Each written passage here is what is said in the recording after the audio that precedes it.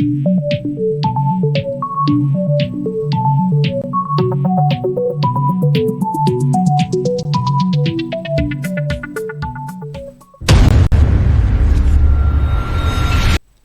datang dalam channel Kuliah Daring bersama saya Dudiman Hartono.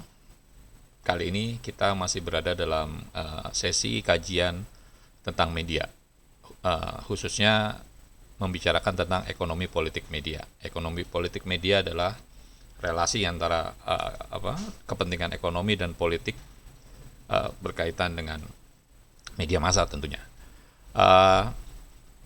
Pada sesi ini kita akan membicarakan sebuah model propaganda yang digagas oleh Edward S. Herman dan Noam Chomsky dalam sebuah teori yang bernama manufacturing consent.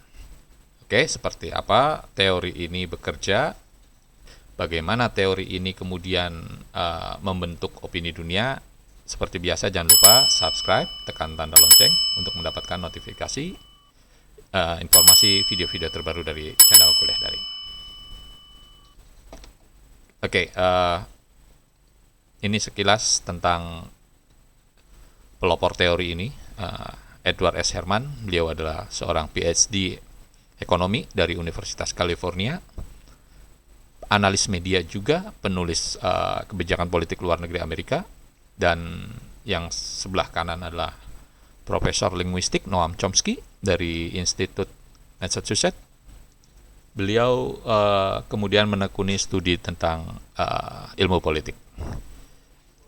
Oke, duet antara Herman dan Chomsky ini melahirkan sebuah teori yang dikenal dengan manufacturing consent.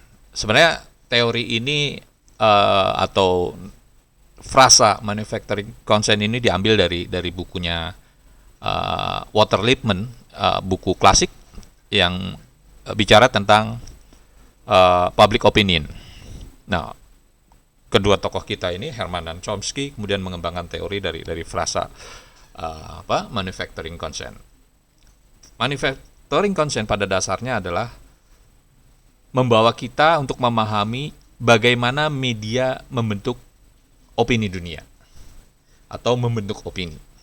Ya, media massa kita ketahui adalah merupakan medium, alat komunikasi yang menyampaikan gagasan dari sekelompok orang kepada publik atau massa secara umum, secara luas. Oke, asumsi dari teori ini adalah media pada dasarnya merupakan pusat propaganda bagi pemerintah dan penguasa untuk mengamankan kepentingan ekonomi politik mereka dan kepentingan-kepentingan lainnya tentu saja. Ya, jadi Herman dan Chomsky melihat media massa saat ini kemudian bergeser fungsinya menjadi alat propaganda bagi kekuasaan.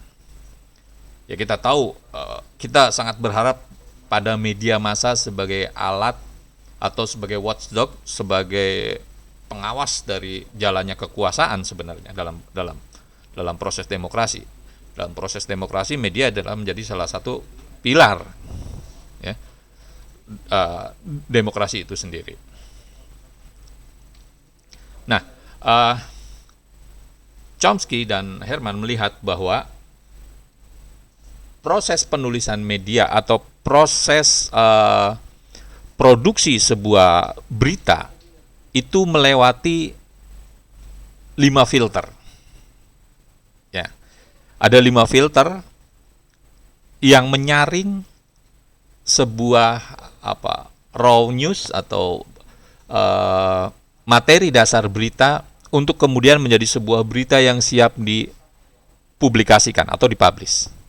Yang pertama terkait dengan ownership, kepemilikan, yang kedua terkait dengan advertising, iklan, yang ketiga terkait dengan narasumber atau reliance on PR, public relation, yang keempat tentang flag. Flag ini sebenarnya singkatan dari saya lupa bahasa Jerman kalau nggak salah. Ini metafor dari senjata penangkis serangan udara. Nah, yang kelima adalah kampanye anti komunisme dan ketakutan. Kenapa anti komunisme? Karena teori ini diciptakan ketika Amerika masih menggunakan isu komunisme sebagai isu utama untuk menekan negara-negara dunia ketiga, kira-kira gitu. Oke. Nah, filter yang pertama kita bicara tentang kepemilikan. Menurut Chomsky, Herman, konsentrasi kepemilikan, kekayaan pemilik, dan orientasi keuntungan dari perusahaan media massa yang dominan ini menjadi faktor penentu bagaimana berita itu dibuat. Oke. Di dunia ada segelintir orang yang memiliki jaringan media yang sangat luas. Kita tahu nama Rupert Murdoch, bapaknya. Ya, dia pemilik dari atau chairman dari Global News Corporation. Dia memiliki New York Post, Wall Street Journal, Times, The Sunday Times, gitu, The Daily Telegraph, gitu, dan berbagai jaringan media lainnya, termasuk Fox News. Ya. Dengan kepemilikan media yang sangat besar, Murdoch punya kans untuk mempengaruhi opini publik. Dalam pemilu Amerika yang sebelum ini, Murdoch dan jaringannya termasuk orang yang mendukung Trump.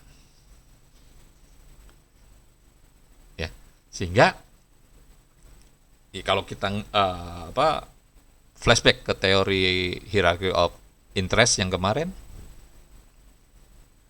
seorang pemilik media akan sangat menentukan dalam pemilihan tim. Seterusnya akan melahirkan kebijakan yang tentu saja sesuai dengan kepentingan dari pemilik media. Ya. Dominasi Murdoch dalam kepemilikan media, tentu saja ini sangat tidak baik untuk perkembangan demokrasi, tentu saja. Oke, kita masuk ke contoh yang lebih dekat, relate dengan kita. Bapak Haritanu Sudibyo. Ya, kita tahu beliau pemilik dari jaringan media, ada MNC Group, di sana ada RCTI, ada MNC TV, ada GTV, ada iNews. Itu televisi berskala nasional. Beliau juga masih punya belasan televisi lokal. Beliau juga punya radio. Dia punya surat kabar seputar Indonesia. Dulu ada majalah ekonomi, ada majalah bisnis Trust, dan majalah remaja Jenny. Dengan jaringan media yang dia punya, dia akan leluasa menitipkan kepentingannya melalui media yang dia punya. Kita bisa cek pada pemilu 2014 ketika Bapak Haritanu Sudibyo berseberangan dengan Pak Jokowi yang kemudian memenangi kontestasi pemilu dan menjadi presiden.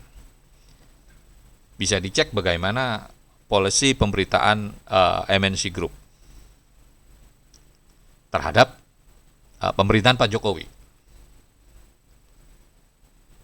Atau sebaliknya, setelah pada periode keduanya Pak Jokowi, Pak Haritanu menjadi pendukung Pak Jokowi, cek juga perubahan polisi pemberitaannya. Bahkan mantan pemberitanya sekarang menjadi salah satu staf di Kementerian BUMN.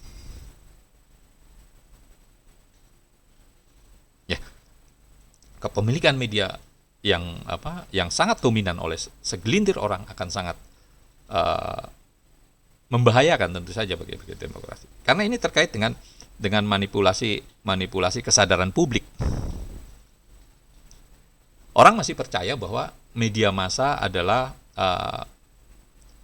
instrumen yang netral gitu, pembawa misi publik yang mengawasi jalannya pemerintahan. Istilah watchdog tadi yang saya sebut di awal. Media atau wartawan bekerja berdasarkan kode etik, ya, menggunakan tidak memihak dan sebagainya. Tapi berdasarkan atau menurut pandangan Edward dan Chomsky, nanti dulu gitu. Cek dulu filter pertamanya, kepemilikan media. Apalagi Pak Haritanu adalah ketua partai politik, Partai Perindo. Kita tentunya menyaksikan bagaimana Perindo menggunakan seluruh jaringan yang dipunyai Pak Haritanu untuk mengkampanyekan kepentingan politiknya. Mars Perindo diputar saban hari, pagi, siang, sore gitu, di seluruh jaringan mereka. Ya, ini terlepas apakah itu melanggar aturan atau tidak. Tapi begitulah faktanya.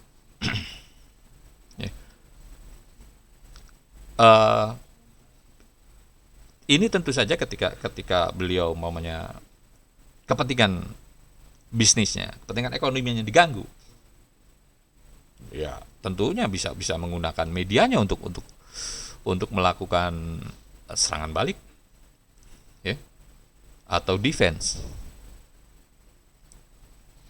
Di Indonesia ada Pak Surya Paloh juga pemilik media, jaringan media, ada Metro TV, ada Media Indonesia. Beliau juga ketua partai Nasional Demokrat. Dan kita juga bisa cek bagaimana polisi pemberitaan Nasdem terhadap tokoh yang dia dukung.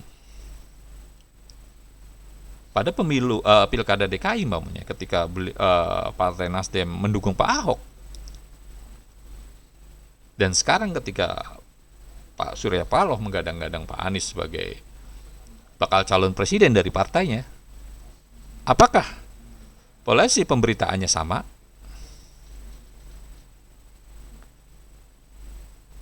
Ya, saya sempat menyinggung Pak Abu Rizal Bakri, pemilik dari jaringan televisi Antv dan TV One. Bagaimana kemudian TV One dan Antv menggunakan frasa lumpur Sidoarjo, bukan lumpur Lapindo. Ya. Kenapa? Ya, peristiwa lumpur Lapindo itu kan menyeret perusahaan dari Bakri Group milik Pak Abu Rizal Bakri. Ketika semua media atau publik menggunakan frase lumpur Lapindo, jaringan media milik Pak Abu Rizal Bakri menggunakan lumpur Sidoarjo, karena Lapindo itu perusahaan milik Bakri Group. Gitu. Ya. Nah, bagaimana kemudian kita bicara tentang netralitas media dengan situasi yang seperti ini?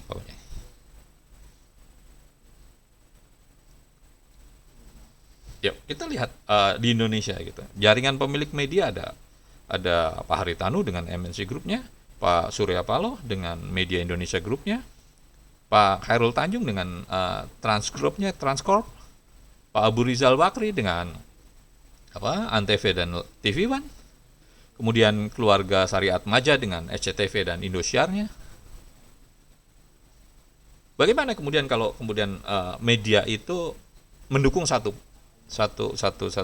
publik, satu figur bakal calon presiden gitu, atau terpolarisasi gitu. Saya ingat dulu Pak Susilo Bambang Yudhoyono mengeluhkan bagaimana media menyerang beliau dan partainya, tentu saja Partai Demokrat gitu, karena beliau bilang Partai Demokrat tidak memiliki media gitu. Ketika itu semua media memberitakan pemberitaan yang ya tendensinya tidak menguntungkan Partai Demokrat lah kira-kira gitu. Meskipun ya ada Pak Khairul Tanjung yang cukup dekat dengan Pak Susilo Bambang Yudhoyono.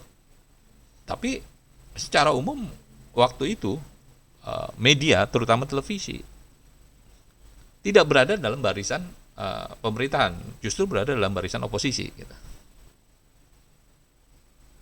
Ya, itu filter pertama. Jadi filter pertama yang mempengaruhi produksi sebuah berita adalah kepemilikan yang dominan dari segelintir orang. Ketika seseorang memiliki media, dia bisa mengontrol public opinion. Dia bisa memanipulasi kesadaran publik. Karena biasanya orang percaya bahwa apa yang dikatakan media, yang ditulis media adalah benar. Gitu. Ya meskipun itu benar, tapi kita harus lihat lagi perspektifnya, framingnya, angle-nya.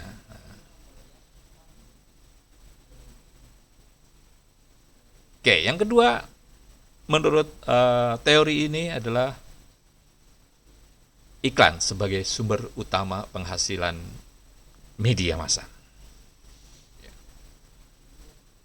Oke, Nielsen mencatat belanja iklan pada semester 1 2002 tahun ini mencapai 135 triliun. 7% meningkat dari semester yang sama di tahun sebelumnya. Dan iklan televisi mendapat porsi terbesar dari 135 triliun tersebut, lebih dari 60%.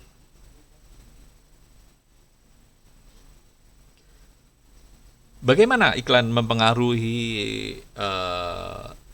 produksi berita gitu? Ya, meskipun dalam secara normatif di beberapa negara maju antara redaksi dan divisi iklan itu dipisahkan, bahkan tidak satu gedung, atau kalaupun satu gedung tidak dalam satu lantai, tidak dalam satu lift bahkan gitu. Karena wartawan tidak boleh dipengaruhi oleh AE yang mencari iklan gitu. Tapi pada kenyataannya, balik lagi saya mereview peristiwa Pilkada DKI ketika Pak Jokowi, Pak Ahok versus Pak Fauji Bowo sama Pak Nahrawi kalau nggak salah.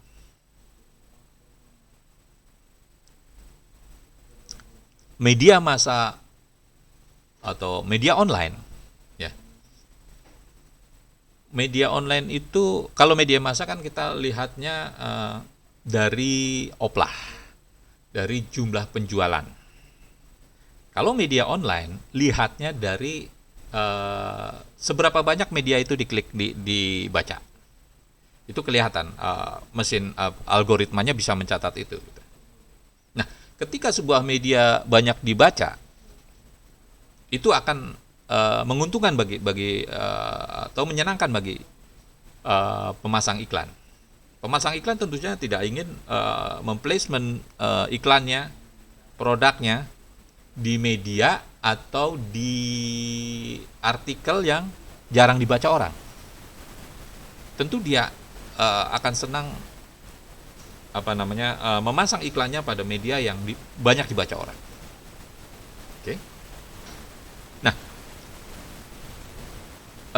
selain dibaca orang juga interaksi. Ada kolom komentar. Nah, pada waktu itu setiap berita tentang Pak Jokowi, Pak Ahok itu viewernya banyak, komentarnya banyak, positif pula. Sedangkan begitu berita mengenai Pak Fauji Bowo, komennya negatif. Nah, dengan asumsi demikian, si pemilik media tentunya tidak ingin gambling, mencari berita lain, sementara ada berita yang sudah pasti akan mendatangkan iklan.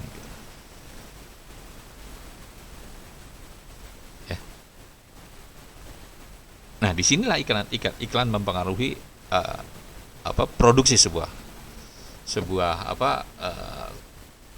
penulisan berita. Ya. Oke. Model seperti ini ya sesuatu yang sifatnya konspiratif. Agak susah untuk dituding secara langsung bahwa sebuah media didrive oleh iklan. Tapi kita bisa melihatnya ketika kita menelusurinya lebih jauh tentang pengaruh iklan pada sebuah media. Kita bisa lihat sebuah program televisi tiba-tiba diputus di tengah jalan, itu pasti karena iklannya sedikit. Produser acara tersebut tidak mau gambling untuk meneruskan programnya ketika iklannya tidak signifikan. Nah, hal-hal seperti itulah yang kerap terjadi pada media. Bagaimana kemudian ketika sebuah media mendapatkan iklan dari BUMN pokoknya? Apakah mungkin media tersebut akan mengkritisi si pemberi iklan?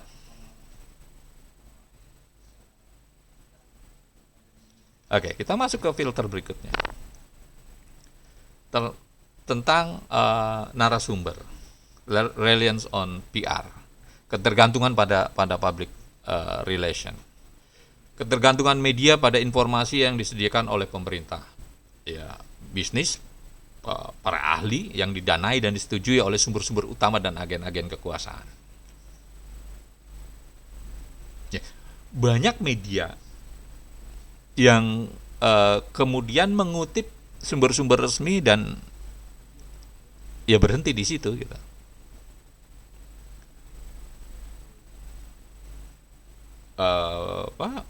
Membuat berita berdasarkan press conference yang diberikan oleh official dari pemerintah atau kekuasaan. Umpamanya pada kasus COVID-19 gitu ya. Kan media semua menunggu informasi dari juru bicara COVID. Tidak salah memang gitu kan. Tapi apakah kemudian ditelusuri lebih jauh, dicek lebih jauh gitu? Karena hati-hati, statement itu bukan fakta gitu. Ya, statement itu bukan fakta. Statement itu hanya mengkonfirmasi fakta, dan itu pun harus dicek, harus di cross check gitu. Nah, umpamanya kita bicara tentang berita internasional, perang Ukraina dan Rusia. Dari mana media nasional di Indonesia mendapatkan sumber berita? Dari agensi pers, Reuters gitu, CNN dan sebagainya. Yang itu adalah dimiliki oleh, sebutlah, pihak barat. Apakah kemudian agensi tersebut, ya, agensi pers tersebut tidak bertendensi membela kepentingan barat, dalam hal ini adalah NATO? Itu makanya lahir Al Jazeera ketika perang Teluk. Dianggap banyak media hanya mendapatkan satu sumber, yaitu dari tadi agensi-agensi pers yang saya sebut tadi gitu. Kemudian katakanlah dunia Islam membuat Al Jazeera yang mengimbangi sumber-sumber berita yang di framing dibuat oleh pihak lawan gitu. Ya, coba cek dalam peristiwa perang Rusia Ukraina. Seberapa banyak media di Indonesia yang menggunakan narasumber atau agensi pers dari miliknya Rusia gitu.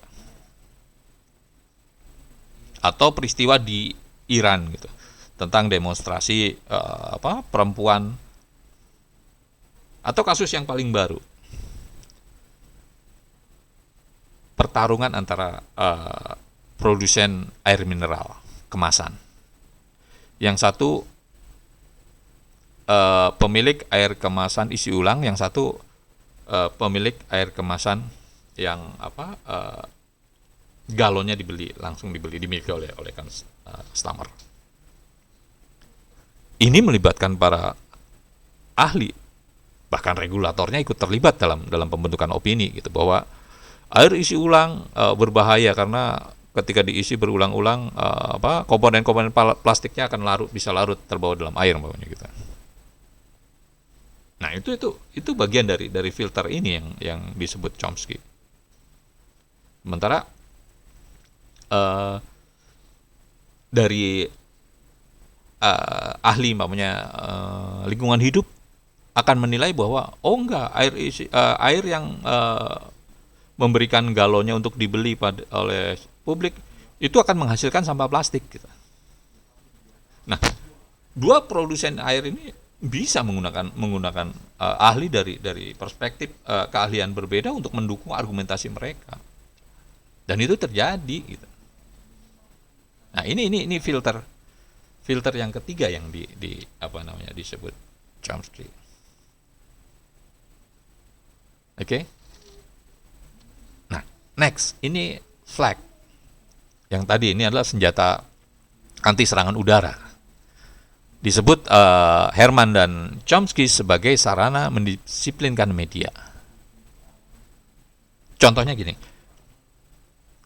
Kita sering dengar media di Indonesia, bukan media Indonesia, yang digeruduk oleh ormas gitu.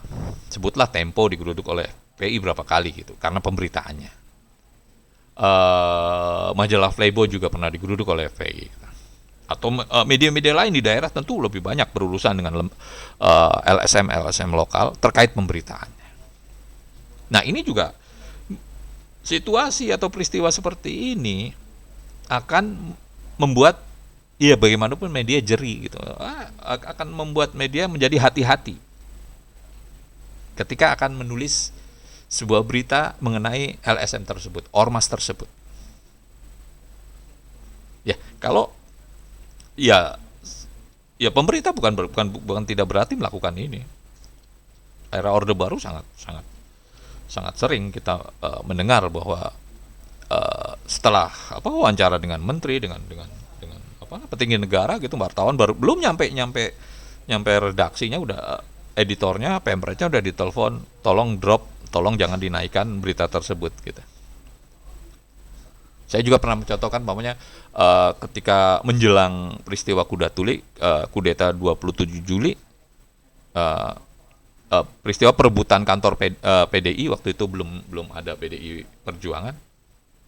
Media dilarang menuliskan nama Megawati Soekarno Putri. Media disarankan, dianjurkan atau diminta oleh pemerintah, Departemen Penerangan waktu itu, untuk menulisnya sebagai Megawati Taufik Kimas.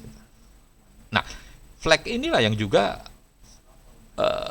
ikut mempengaruhi media menulis berita, memproduksi konten. Nah, yang terakhir adalah isu yang digunakan oleh kekuasaan. Amerika waktu itu menggunakan isu anti komunisme. Di Indonesia juga pernah menggunakan isu ini ketika era Orde Baru sebagai mekanisme kontrol. Kalau sekarang isu yang digunakan adalah terorisme, radikalisme gitu, sedikit-sedikit radikal, sedikit-sedikit radikal. Nah, ini juga juga juga menjadi filter, apa, quote and quote, kalau versinya Chomsky adalah disebut sebagai agama nasional gitu. Yang bisa mengontrol publik. Jadi ya sedikit-sedikit orang dicap radikal, kemudian masuk perkara dengan polisi umpamanya gitu, bisa dipenjara dan sebagainya. Kalau dulu dikit-dikit anti pembangunan, PKI, nah itu yang menjadi apa namanya, ancaman bagi publik.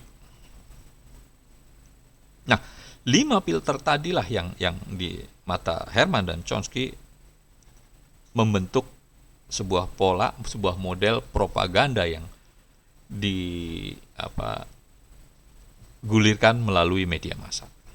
Jadi media massa yang seharusnya menjadi alat kontrol terhadap kekuasaan justru menjadi alat kontrol bagi kekuasaan untuk memanipulasi kesadaran publik. Ya. Jadi ketika orang bilang bahwa banyak masyarakat sudah melek politik, ada question mark gitu. Benarkah gitu? Karena kesadaran publiknya itulah yang kemudian dikontrol oleh kekuasaan melalui media gitu.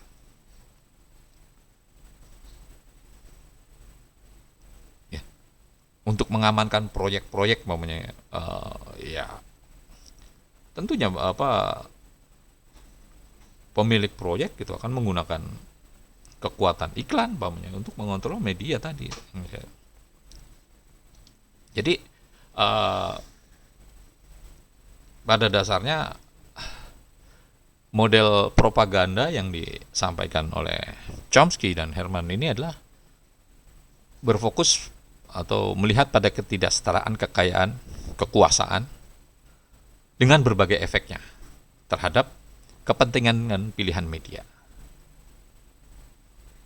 Dengan model propaganda ini kita dapat mengetahui bagaimana uang dan power dapat menyaring berita yang cocok untuk dicetak, disiarkan, kemudian meminggirkan perbedaan-perbedaan pendapat yang mungkin mengganggu kepentingan pemerintah, kepentingan pribadi yang berkuasa, kepentingan pemilik media yang kemudian menjadi pemain politik dalam menyampaikan pesannya kepada masyarakat.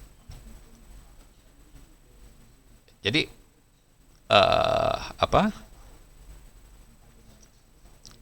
intinya adalah kita harus kritis terhadap apa yang disampaikan oleh media. Hati-hati kita menjelang tahun-tahun politik, di tahun-tahun depan kita akan disuguhkan pada perang opini yang disampaikan oleh media. Even media sosial media sekarang semakin menguat. Media massa di Indonesia masih dianggap lebih valid dalam memberitakan sebuah peristiwa. Karena media sosial media kan kontennya dibuat oleh siapa saja yang belum tentu memiliki kecakapan jurnalistik gitu. Berbeda dengan media massa konvensional yang tentu saja sudah melalui proses jurnalistik yang baik. Meskipun dalam pandangan Chomsky tadi, ya, ternyata nggak sebegitunya gitu. Ada faktor-faktor yang mempengaruhi proses pembentukan berita. Oke, baik. Terima kasih telah menyaksikan channel Kuliah Daring. Tetap saksikan channel Kuliah Daring, subscribe untuk mendukung berkembangnya channel ini. Sampai jumpa.